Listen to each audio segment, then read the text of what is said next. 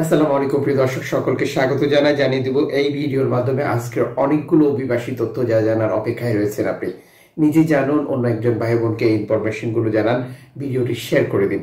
এই ভিডিওটি আপনি দেখছেন ইউটিউব, ফেসবুক দুই প্ল্যাটফর্ম থেকে। আমরা প্রতিদিনই এই প্রয়োজনীয় তথ্য দিয়ে থাকি। চ্যানেলটি সাবস্ক্রাইব করে ফেসবুক পেজটি লাইক ফলো করে যুক্ত থাকলে ইনফরমেশন গুলো সবসময় দেখতে পারবেন। আপনার কাছে অভিবাসীদের কোনো তথ্য ইনফরমেশন থাকলে তাও কমেন্টস করে জানাতে পারেন।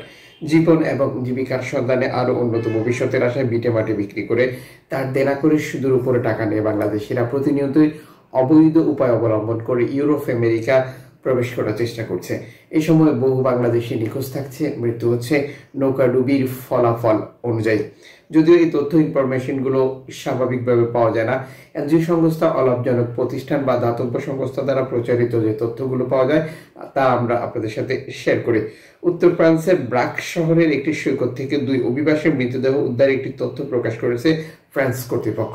যদিও এই প্রতিবেদনে নিহত ব্যক্তিদের জাতীয়তা প্রকাশ করা হয়নি। এদিকে তিউনিসিয়ার উপকূলে নৌকাডুবির ফলাফলে সেখানে ভাঙা নৌকা পড়ে থাকতে দেখেছে উপকূলের লোকজন। এরপর ঊর্ধ্বতন কর্তৃপক্ষকে তারা খবর দেয়, কিন্তু এই ব্যাপারে আর কোনো তথ্য এখনো পাওয়া যায়নি। লিবিয়ার উত্তর অঞ্চল মরুভূমিতে দুটি গণকবর থেকে 50 জন অভিবাসীর মৃতদেহ উদ্ধারের তথ্য প্রকাশ করেছে সর্বশেষে লিবিয়ান অবজারভার। সাম্প্রতিক সময় লিবিয়ার বিভিন্ন উপকূলে একই ধরনের পৃথক পৃথক ঘটনাগুলো বৃদ্ধি পাচ্ছে, যা সত্যি দুঃখজনক। এতে করে যে ব্যাপারটা স্পষ্ট হয়ে যাচ্ছে তা হচ্ছে লিবিয়াতে অভিবাসী নির্যাতন এবং হত্যা। আপনারা জানেন যে সাবেক প্রেসিডেন্ট গাদ্দাফি সরকারের পতনের পর লিবিয়া একটি মাফিয়া চক্রের কবলে চলে যায়, আর যার ফলাফল হচ্ছে এখানে মানুষ বিকি কিনি হচ্ছে অনেকটা বাজারের তরকারি শাকসবজির মতো করে। আর যার ফলাফল হচ্ছে এক একজন অভিবাসী যারা জীবন এবং জীবিকার সন্ধানে জীবনের ঝুঁকি নিয়ে ইউরোপে যাওয়ার চেষ্টা করছে, তাদেরকে ছাড়াতে গিয়ে এক একটি পরিবার 50 থেকে 30 লক্ষ টাকা খরচ করে যেটা মুক্তিপণ দিয়েও তাদেরকে ছাড়াতে পারছে না, যেটি সত্যি দুঃখজনক। সাম্প্রতিক এ সকল ঘটনা নিয়ে নানাভাবে আন্তর্জাতিক সংস্থাগুলো প্রতিবাদ জানিয়ে আসছে, যদিও এটার খুব একটা সুফল বা কোনো কাজে আসছে না। কারণ হচ্ছে যে লিবিয়ার এক একটি পার্টির দখল এক একজনের কাছে, আর তারা বর্তমান সময় নিজেদের ইচ্ছা স্বাধীন মতো এই কার্যক্রমগুলো পরিচালনা করছে। গত সপ্তাহে একটি ঘটনাতে যেখানে 19 জন অভিবাসীর মৃতদেহ গণকবর থেকে উদ্ধার করা হয়েছে, এরপর থেকে সারা লিবিয়াতেই একটি আতঙ্ক ছড়িয়ে পড়ে যে আরো অভিবাসীর মৃতদেহ থাকতে পারে একই সিস্টেমে। আপনারা জানেন যে গত মাসের শেষের দিকে যখন একজন ঊর্ধ্বতন কর্মকর্তা যার বিরুদ্ধে মানব পাচার বা এই ধরনের কার্যক্রমের অভিযোগ পাওয়া গেছে তাকে আটক করেছিল ইতালি, আর তাকে ইতালির বর্তমান সরকার, বিচারমন্ত্রী এবং স্বরাষ্ট্রমন্ত্রী ইতালি থেকে লিবিয়াতে পাঠিয়ে দেয়। এরপর থেকেই মূলত এই ঘটনাগুলো আরো আলোচনায় আসে, যা কন্টিনিউ অব্যাহত রয়েছে। একের পর এক নতুন দুর্ঘটনা বের হওয়া সত্যি দুঃখজনক। সে সকল ব্যক্তিরা জানে যে তাদের প্রিয়জন হারিয়েছে, আর এরপর থেকে পরিবারের সদস্যদের সাথে যোগাযোগ করেনি।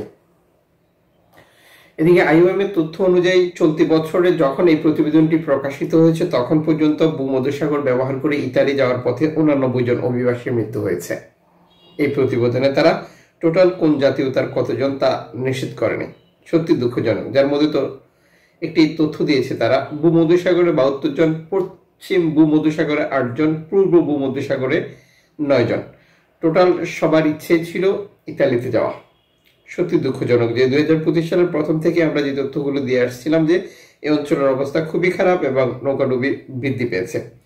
এদিকে ইতালির সার্ডিনিয়াতে শরণার্থী প্রবেশের তথ্য প্রকাশ করেছে কর্তৃপক্ষ। সরাসরি 12 জন শরণার্থীর একটি নৌকা প্রবেশ করেছে বলে এই প্রতিবেদনে যুক্ত করে। সাম্প্রতিক সময়ে সরাসরি অভিবাসী ইতালিতে প্রবেশের যে ইচ্ছা আগ্রহ বৃদ্ধি পেয়েছে, যার মূল কারণ হচ্ছে আপনারা জানেন যে অভিবাসীদের মধ্যে এক ধরনের চাপ কাজ করে, আর তা হচ্ছে তাদেরকে ধরে আলবেনিয়াতে পাঠিয়ে দেবে। যদিও আলবেনিয়া পাঠানোর প্রক্রিয়াটি সম্পূর্ণ বন্ধ রয়েছে বর্তমানে। 28 ফেব্রুয়ারি পর্যন্ত এই ধারাবাহিকতা অব্যাহত থাকবে। এদিকে স্পেনে 15 জন অভিবাসীকে উদ্ধারের একটি তথ্য শেয়ার করেছে তাদের সর্বশেষ এক্স হ্যান্ডেলে দেওয়া বার্তায়।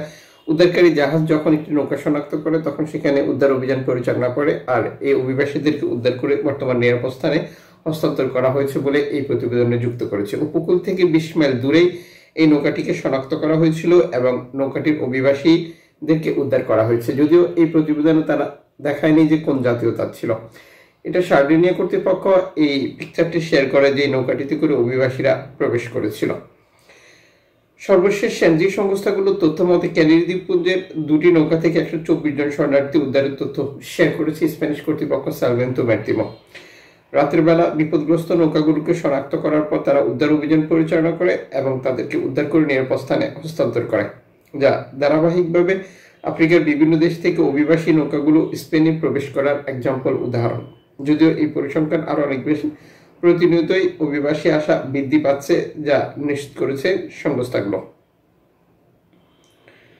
এদিকে alarm phone radio technology Libya থেকে ছেড়ে আসা নৌকা বিপদে পড়ার আরো তথ্য শেয়ার করেছে। যদিও বর্তমানে ভূমধ্যসাগরে এনজিও সংস্থা নেই শরণার্থী উদ্ধার করার জন্য। লিবিয়ার দক্ষিণ মরুভূমিতে তদন্তকারী দল 28 জন অভিবাসীর মৃতদেহ খুঁজে পাওয়ার একটি তথ্য শেয়ার করেছে। প্রসিকিউটর অফিস কুফরা শহরের উত্তরে এই গণকবরটি আবিষ্কার করেছেন, যেখানে ডজন খানেক অভিবাসীকে আটক করা হয়েছে। বর্তমানে তারা আটক রয়েছে। এই আটক কেন্দ্রে থেকে 76 জন অভিবাসীকে তারা মুক্ত করেছে, যাদেরকে ছেড়ে দেওয়া হয়েছে।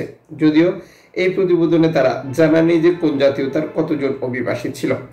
এদিকে ক্যানারি দ্বীপপুঞ্জের সর্বশেষ এক্স হ্যান্ডেল দেওয়া বার্তা নিশ্চিত করেছে ধারাবাহিকভাবে শরণার্থী প্রবেশ অব্যাহত রয়েছে।